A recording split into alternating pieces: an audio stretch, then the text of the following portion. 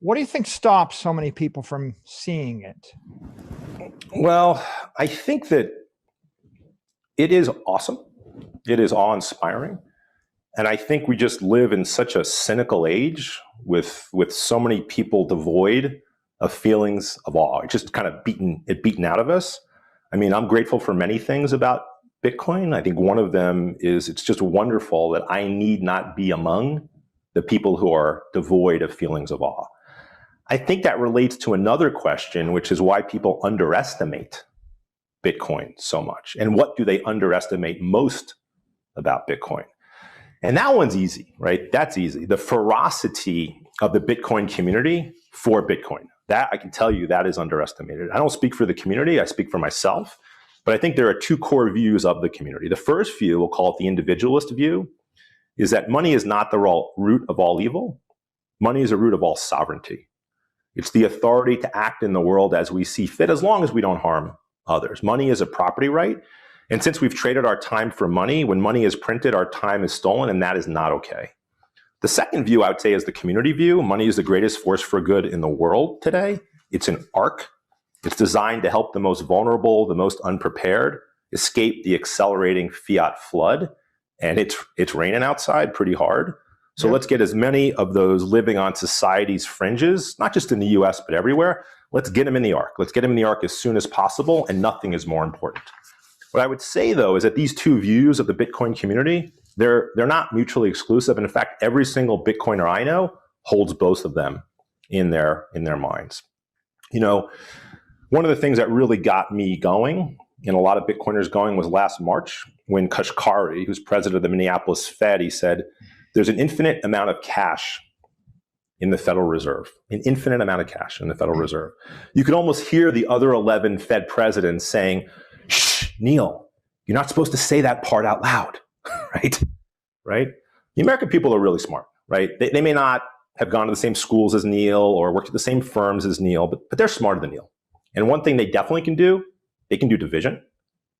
If I got $50,000 of life savings, I don't really know what that 50,000 is out of, but I have a sense, right? And now the guy in charge of the money is telling me the denominator is infinity.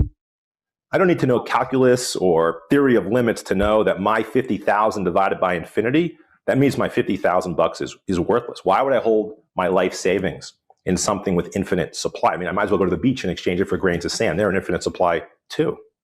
So I think what Kashkari is really telling us is that fiat should come with a warning label, like cigarettes comes with a warning label, but instead of the cigarette label saying, you know, these are bad for your health, the fiat warning label would say these are bad for your wealth, right?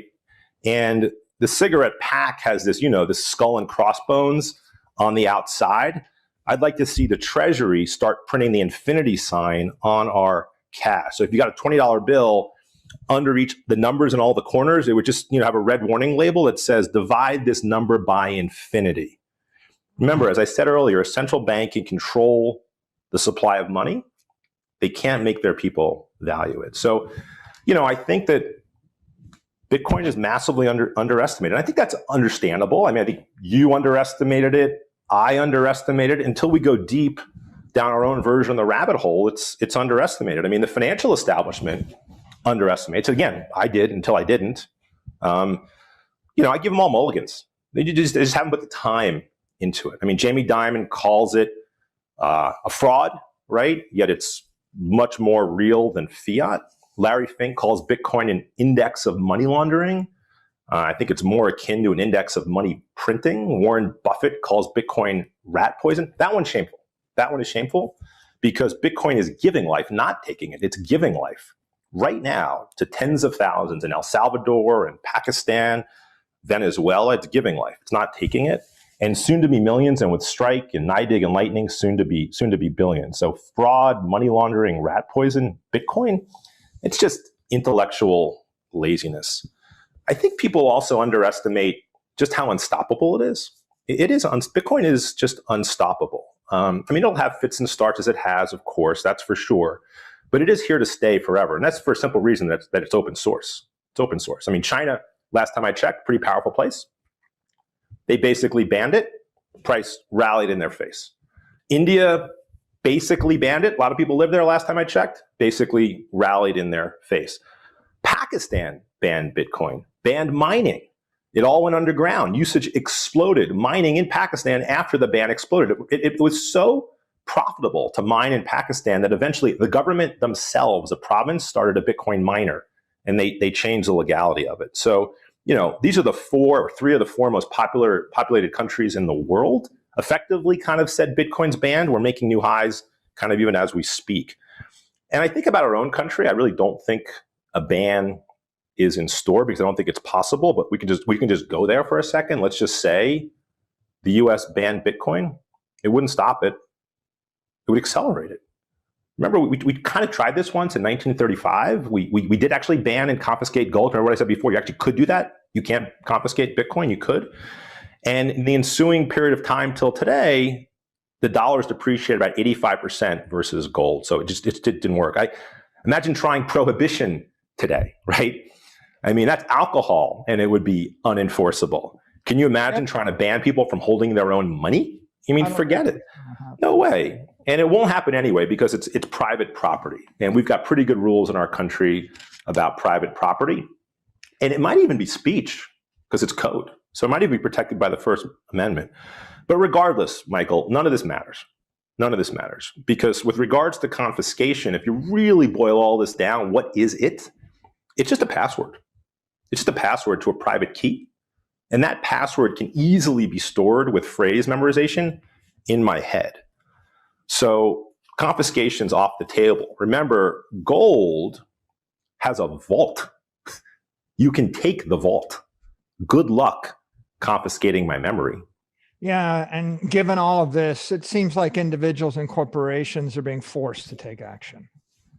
Yeah, look, I think everybody now has a choice, which is a good thing. And it's a choice they make, you make, I make, and everybody gets to make on their own. You can stay on the fiat standard that's available, in which some people get to print new units of money in unlimited size, just not you. Or you can move to the Bitcoin standard, in which no one gets to do that, including you. We finally got a monetary system governed by rules, not rulers. And given that I've made my choice, you have to make yours, and everybody at this conference has to make theirs. I will tell you, I am working tirelessly towards a future with a globally adopted, inflation-proof common currency for the world, one that billions can opt into as their peaceful weapon of choice. Satoshi solved the Byzantine generals' problem. Bitcoin solved the military generals' problem. And when you think about trends in anything, you're a tech guy, all you got to do is follow the brains. Even more than the money, the brains know first. Where are some of the smartest people in the world shifting their careers to focus? Where are some of the best developers in the world going? They're going to Bitcoin. And I'd never underestimate the power of a mass movement of developers. And don't underestimate the ferocity of the emerging decentralized class, us Bitcoiners.